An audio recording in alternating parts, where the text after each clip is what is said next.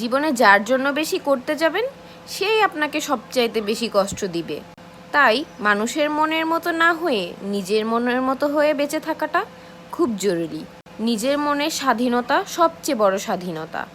তাই নিজেকে ভালোবাসুন, নিজেকে ভালো রাখুন। তো আজকে আমি কাবলি ছোলা রান্না করব। দেখেন, কাবলি ছোলাটা আমি সিদ্ধ করে নিয়ে একদম মশলার সাথে মাখো মাখো করে নিয়েছিলাম। আমি কাবলি ছোলাটা যেদিন রান্না করেছিলাম তার আগের দিন রাত্রে আমি সারা রাত ভিজিয়ে রেখেছিলাম।